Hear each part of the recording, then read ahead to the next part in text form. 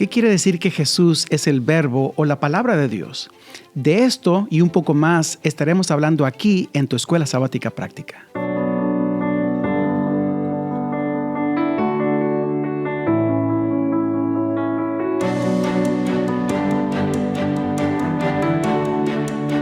Es un placer saludar a todos nuestros amigos que nos acompañan aquí en tu Escuela Sabática Práctica.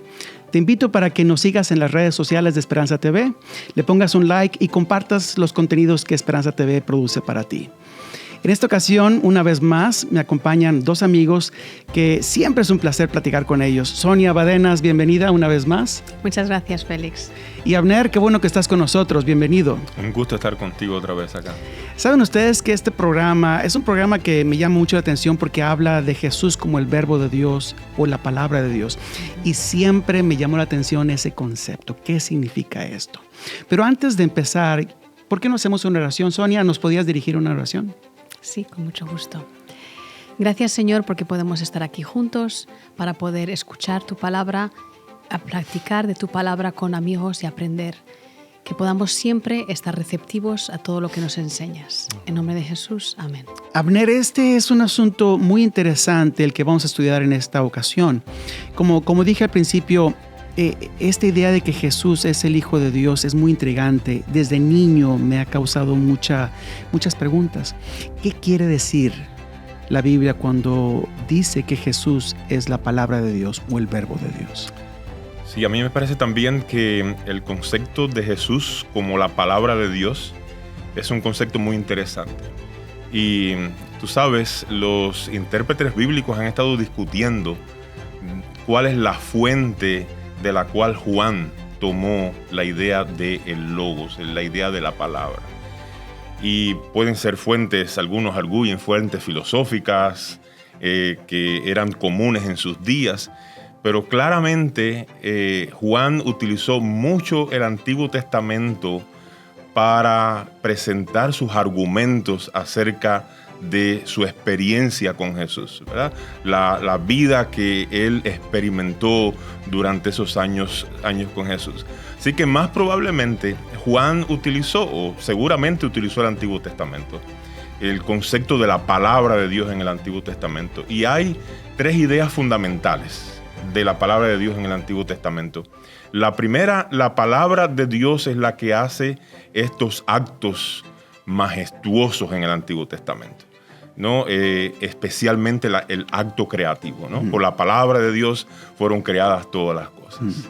El segundo concepto relacionado con la palabra es la revelación de Dios, ¿no? Dios habla con su gente, Dios habla con su pueblo y a través de los profetas específicamente, ¿no? Vino la palabra de Jehová a Jeremías, o esta es la palabra de Jehová a Ezequiel. Y otro concepto de la palabra de Dios en el Antiguo Testamento que es interesante, pero no se conoce mucho, es la palabra de Dios como liberadora de su gente, ¿no? Y hay un pasaje interesante, yo voy a leerlo acá, ustedes pueden buscarlo en sus Biblias, en el Salmo 107, verso 20, dice: envió su palabra para sanarlos y así los liberó de la destrucción. O sea, ese concepto de la palabra de Dios como liberadora. Y hay otros aspectos en el Antiguo Testamento que se refieren al concepto de palabra, como la sabiduría en Proverbios 8. O sea, la palabra de Dios que está bien personificada allí, la sabiduría conversa con Dios, hace planes con Dios, planifica la creación con Dios. Así que a mí me parece que Juan está tomando todo este background y en Jesús tenemos todo eso. Es la palabra de Dios porque es la revelación de Dios, es la liberación misma encarnada y es la sabiduría de Dios entre nosotros. Esto es muy fascinante porque en el Antiguo Testamento, como tú dices, dice, Él dijo y fue hecho, ¿no? Pero cuando dice Él dijo y fue hecho, hay una ambivalencia. Porque tú dices, piensas, Dios dijo, pero al mismo tiempo lo que Él dijo es una persona. Y esa persona fue la que crea, porque Dios crea a través del Hijo. Entonces, ¿qué es? ¿Eso es una palabra que Él dice o es una persona, verdad, que hace? hay esa ambivalencia muy interesante. Jesús es la palabra de Dios a través de la cual Él crea, ¿no? Y también esa idea de liberadora. Me pareció muy interesante pensar en esto porque yo me puse a pensar, ¿cómo es que la palabra me libera? Por ejemplo, yo cometo algo y le hice algo a alguien que me da mucha pena y llevo una carga. Pero si voy con él y le digo, perdóname, y él me dice, te perdono, su palabra me ha liberado. Pero cuando Dios me dice, te perdono, entonces soy realmente libre, ¿no? Se levanta una carga que es invisible, pero que es muy real. La palabra de Dios como liberación. Qué interesante esto que tú has compartido con nosotros, Abner. Sonia, tú eres una experta en el lenguaje y yo quería que tú estuvieras en esta reunión por eso. Ahora, cuando hablamos de la palabra en el lenguaje, ¿ves? ¿Qué cosas podemos aprender del lenguaje y de Jesús como a la palabra de Dios? ¿Qué podrías compartirnos tú en cuanto a esto? Yo he pensado en Jesús como palabra y como la palabra, como has dicho tú, de la palabra de Dios que es capaz de crear. Si nosotros como seres humanos, hombre y mujer, somos a la imagen de Dios, entonces nosotros también en cualquier manera somos también creadores. Y pienso que nuestras palabras tienen esa capacidad de crear puentes y de destruir. Es tan importante, ¿no? Nuestras palabras pueden alabar a alguien, o también lo pueden animar, lo pueden corregir, pueden dar órdenes. Hay tantos versículos en la Biblia sobre el tener cuidado con nuestras palabras, ¿no? Se me ha ocurrido alguno que he apuntado aquí, como el que más me gusta a mí es el de Santiago 3:3-6, que dice que la lengua es un miembro muy pequeño, pero cuánto mal puede hacer una chispa, puede crear todo un incendio. Es la importancia de la palabra. Y otra cosa que se me ocurre con la palabra es la siguiente.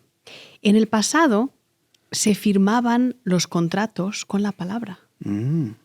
Dar tu palabra es algo muy serio, es dar un compromiso. Y entonces me pregunto si Jesús es ese compromiso encarnado de Dios. Cuando Dios da su palabra al mundo, está dándonos a Jesús, es decir, es Jesús ese con compromiso concreto, ese Emmanuel, Dios con nosotros, ese Salvador. Entonces, cuando Dios hizo un compromiso con nosotros, dio su palabra y su palabra tomó forma humana. Sí. Fíjate qué interesante, porque estoy recordando ahorita, hace algunos años yo hice un viaje con mi jefe de trabajo a Hong Kong. Hicimos un viaje, llegamos allá, encontramos a la persona en el aeropuerto, firmamos un convenio, saludamos, miramos a la cara, dimos nuestra palabra y nos regresamos. Eso fue todo lo que hicimos en el viaje. Estuvimos en el aeropuerto unas cuantas horas. Solo por decir la palabra. Sí. Estamos de acuerdo. Esto es lo que vamos a hacer. La palabra es tan importante, ¿no es cierto? Jesús, Dios hace un viaje, ¿verdad? Sí. Jesús viene aquí y se enfrenta con nosotros y dice, aquí estoy, hay un convenio, hay un nuevo pacto. Esa es la palabra de Dios, ¿no es cierto?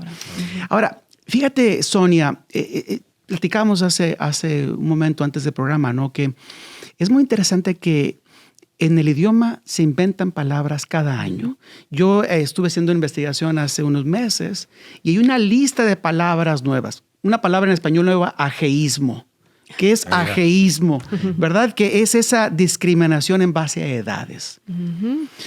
Es una nueva palabra, sí. ¿Verdad? ¿Por qué necesitamos inventar palabras? Porque el lenguaje no es suficiente. Sí. También es la evolución, ¿no? La evolución de la sociedad, de las costumbres. Y yo me pongo a pensar, yo creo que Dios dijo, no puedo expresar en palabras lo que quiero decirle a la humanidad, tengo que enviar a mi hijo hecha palabra, concretizada, encarnada, para que ellos entiendan lo que quiero decir. Porque la palabra también es fuente de muchas malinterpretaciones. Claro, entonces si hay una encarnación no puede ser malinterpretada. Es verdadera, o sea, no hay manera de darle la vuelta, ahí está.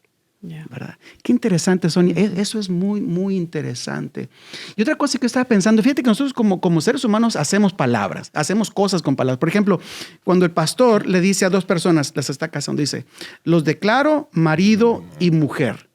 Allí creó algo. Algo que no existía. creó un matrimonio, ¿no es cierto? Y qué interesante, ¿no? Dios crea con su palabra, pero por supuesto la palabra de Dios es más grande. Qué interesante, Sonia, muchas gracias. Abner, fíjate que hay quienes piensan que la idea de que Jesús es Dios, es eterno, para siempre con el Padre, pues es una buena idea, pero no es necesaria para nuestra salvación, ¿verdad? Si lo entiendo o no lo entiendo, teológicamente está bien, ¿verdad? Lo que importa es que yo crea en Él, no importa lo que crea, pero que yo crea en Él, ¿verdad? ¿Tú crees que es importante que entendamos que Jesús es Dios eterno, vivió siempre con el Padre? Porque quienes piensan que Jesús fue creado en algún momento de la eternidad. ¿Tú crees que hace alguna diferencia? ¿Qué impacto tiene eso en nuestra creencia?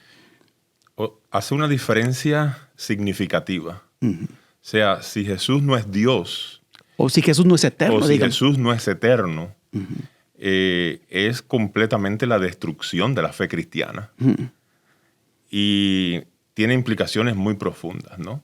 O sea, en la tradición judeo-cristiana, nosotros no tenemos ninguna categoría fuera de creador, criatura. O sea, en las religiones paganas, tú tienes semidioses, ¿verdad? Claro. O tienes hombres que tienen algo de divinidad en ellos. Y en la cultura grecorromana había una cantidad enorme de diferentes seres semidivinos, ¿no es cierto? Semidivinos, exacto. Y, o sea, todos estos seres, todas estas ideas de un ser que es semidivino, que no es completamente Dios. Es decir que Dios en algún momento apareció, que Jesús en algún momento en la eternidad apareció, pero que no es completamente Dios.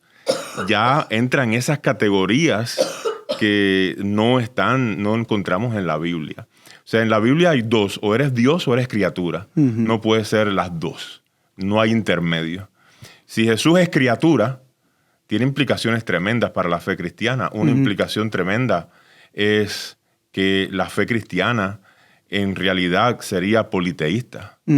Estaríamos en abierta idolatría, algo que la Biblia condena, ¿verdad? Claro. Porque estaríamos adorando una criatura. A una criatura. Algo que está prohibido claramente en las Escrituras. Si Jesús es criatura, ¿cuál es la implicación de que Él es el Logo y la revelación de Dios? ¿Conocemos realmente al Padre? O sea, ¿qué sabemos de Dios si realmente es simplemente una criatura? Pero si Jesús es eterno, Jesús es Dios en sí mismo y por sí mismo, en su naturaleza misma, igual que el Padre en la eternidad, significa que Jesús puede ser adorado, que Jesús es la revelación misma del Padre, que Jesús puede también proveer la salvación. Y este es un aspecto que a veces no lo pensamos en el asunto de la necesidad teológica de que Jesús es Dios igual al Padre. Es el asunto de la expiación. Interesante. ¿Somos expiados por la sangre de un hombre o somos expiados por la vida misma de Dios? Qué interesante. ¿Somos expiados por una criatura, o por la vida de Dios? O por el Creador. Esto es muy interesante. Tenemos que ir a una pausa musical, pero no se vayan. Esta plática está fascinante. Regresamos en un momento.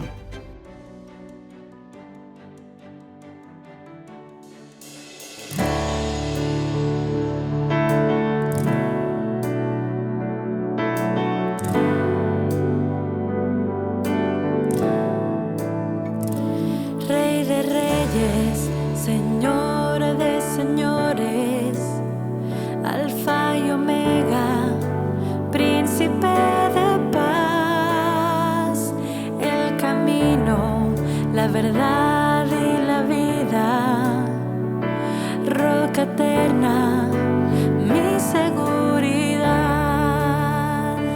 Rey de reyes, Señor de señores, Alfa y Omega, príncipe de paz, el camino, la verdad y la vida, roca eterna, mi seguridad. Jesús, nombre sin igual, puedo en ti confiar por la eternidad.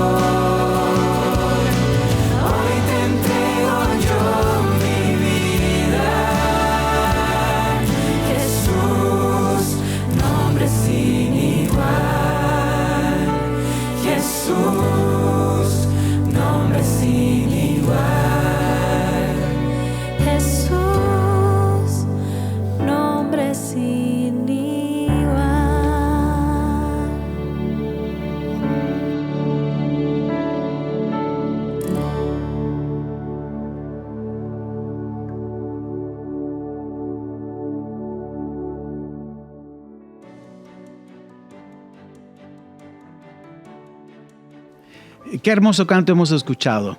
Bueno, estamos hablando de algo muy, muy interesante, que es Jesús.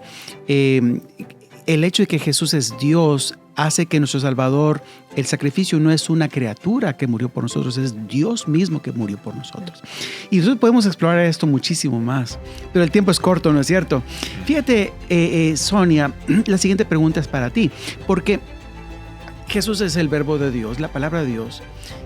¿Qué implica escuchar la palabra de Dios entonces? ¿Verdad? Muchas veces pensamos que escuchar la palabra de Dios es leer la Biblia o que Dios te dice algo, pero me parece que puede ser algo más que eso. Y la otra pregunta es, ¿existe una diferencia entre escuchar y creer, por ejemplo? Muchas gracias por la pregunta. Pues mira, como madre, o como nosotros como padres, que somos todos, no queremos solamente que nuestros hijos nos escuchen, sino que nos hagan caso, que nos obedezcan. Entonces, es curioso porque en valenciano, que es una lengua que se habla en España, escuchar es el mismo verbo que obedecer.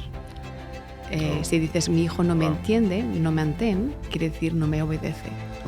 Entonces, creo que escuchar la palabra de Dios necesita también un cierto compromiso. Es decir, no puedo solo escuchar la palabra de Dios y actuar de otra manera.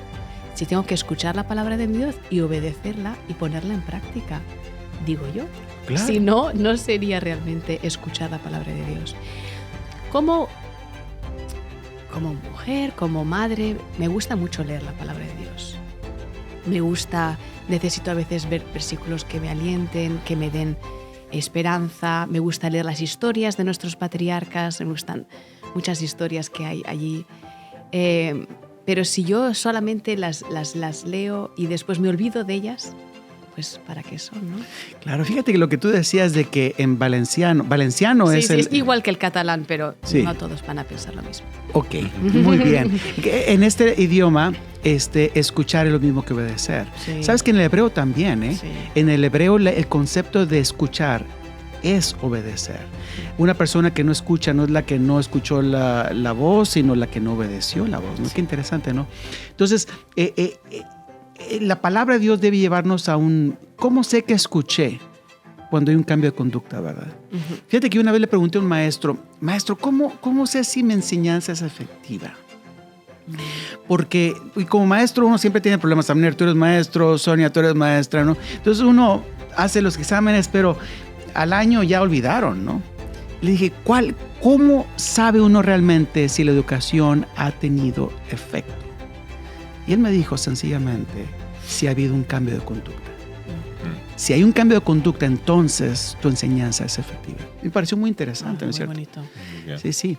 Ahora, Abner, fíjate que la lección habla, ¿no?, de esta idea de que el verbo se hizo carne y vivió entre nosotros. Literalmente el verbo griego esquenosen puso su tienda.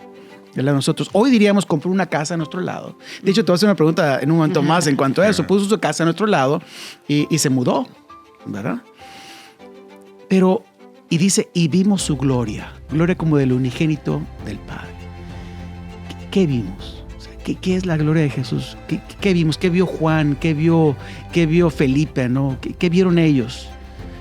¿Vemos nosotros también la gloria de Jesús cuando leemos la palabra de Dios? ¿Qué es eso?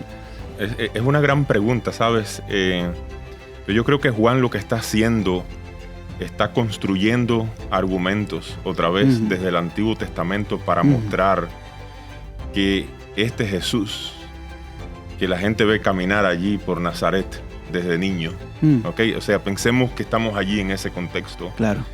Este Jesús es el Jehová del Antiguo Testamento. Porque ustedes se recuerdan la palabra, seguro recuerdan, también los oyentes recuerdan la palabra Shekinah, ¿right? O sea, la gloria de Dios manifestada en el santuario. Y para mí, ahí está la conexión que Juan está haciendo. Lo que vimos fue Dios entre nosotros, ¿no? Es lo que dice él en el Evangelio. O sea, cuando era Dios mismo y la revelación y la presencia de Dios mismo entre nosotros. Y la gloria, por supuesto, tiene también conexiones con las palabras. Porque en el Antiguo Testamento también tiene que ver cuando Dios se manifiesta en actos salvíficos, está mostrando su gloria. Y recuerdo un pasaje levántate y resplandece porque la gloria de Jehová está sobre ti, ¿verdad? Referencias a cuando se manifestaba la gloria de Dios en el Nuevo Testamento, el Antiguo Testamento acá. O sea, a mí me parece que Juan está enfatizando esa idea. Esta es la Chequina de Dios que se hacía presente con esta luz majestuosa en el santuario. Ahora se ha hecho presente en persona. Y fíjate que es muy interesante. Fíjate cómo, Sonia, cómo funciona esto, ¿no? Porque en el Antiguo Testamento, si recuerdo bien, tendría que checarlo porque el hebreo no es mi especialidad. Pero si recuerdo bien, la palabra hebrea para gloria es kabod. Es kabod. Es kabod. Sí. Y kabod tiene que ver con peso. Una persona que tiene gloria tiene peso, ¿verdad? Si una persona que tiene gloria entra a un salón, por ejemplo, la persona que tiene dinero o la persona que tiene autoridad, ¿verdad? O la persona que tiene fuerza. Esa tiene peso. Yeah. Cuando él dice algo o ella dice algo, tiene peso, ¿verdad? Entonces, la gloria de Dios es ese peso, ¿verdad? Pero hay una expresión en inglés muy interesante, throw your weight around.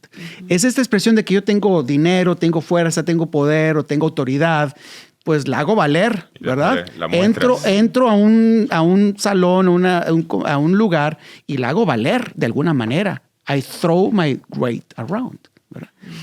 Pero Dios no hizo eso, ¿no? No vino aquí a establecer sus derechos, ¿no? Entonces su gloria como que es un poquito diferente, ¿no? Sí. Porque su gloria no está relacionada con el dinero. No está relacionada con la autoridad, vino a nacer como un esclavo, ¿no es cierto? Su gloria su autoridad es diferente, ¿no es cierto? ¿En qué consiste esa autoridad? A mí me parece que cuando Moisés le pide a Dios ver su gloria, ¿qué es lo que Dios le muestra a Moisés ahí en el Sinaí, ¿no? Le muestra su gloria, ¿no? Pero lo que Moisés ve es que si recuerdan bien, sí, ve la presencia apacible, el silbido, ¿verdad? Y muestra Dios misericordioso, tardo para la ira, grande. O sea, lo que Dios mostró es su amor, ¿Qué mostró? Gracia. Y ahí está su autoridad. Sí. Es decir, nosotros obedecemos a Dios, le amamos porque pues Él nos amó, ¿no? O sea, ese es no sé si ustedes se ponen a pensar en eso. Eso es lo que Dios mostró, es lo que vimos, ¿no es cierto? Pero si seguimos la corriente de tu pensamiento también sobre gloria como peso, de alguna manera también mostró su peso, su autoridad en contra de las fuerzas del mal. O sea, las ejercía o sea, aquí estoy yo y, o sea, detente, ¿no? Poniendo límite a todas las agencias del mal y del diablo. Claro, claro. Fíjate, esta idea de la gloria de Dios, ¿qué pasaría, Sonia, por ejemplo? Supongamos que tú y yo vivimos cerca. Digamos que Dios dice, voy a comprar una casa ahí en el barrio donde ustedes viven. Voy a comprar una casa y me voy a mudar ahí. ¿Qué crees tú que pasaría? Digamos que me comprara la casa que está a tu lado, digamos. ¿Qué pasaría allí? ¿Qué es lo que veríamos? ¿Cómo afectaría a ti? ¿Cómo afectaría a tus vecinos? ¿No? ¿Cómo sería esa casa? ¿No? Eso es el verbo, la palabra de Dios hecho carne, habitando entre nosotros. ¿Qué pasaría, crees tú? Hombre, lo primero que pensé es tendría que arreglar mucho mi jardín si viniera Jesús a vivir cerca. Segundo pensé, bueno, pues a lo mejor vendrán muchos curiosos, ¿no? Para ver quién es Jesús y dónde está. Bueno, a mí me gustaría que viniera como vecino y pasar mucho tiempo con él. Pero esa pregunta es muy interesante, porque no vive ya Jesús entre nosotros. No se presenta Él entre nuestros vecinos. ¿Veo realmente a Jesús cuando veo a mi vecino? ¿O como una manifestación de Él?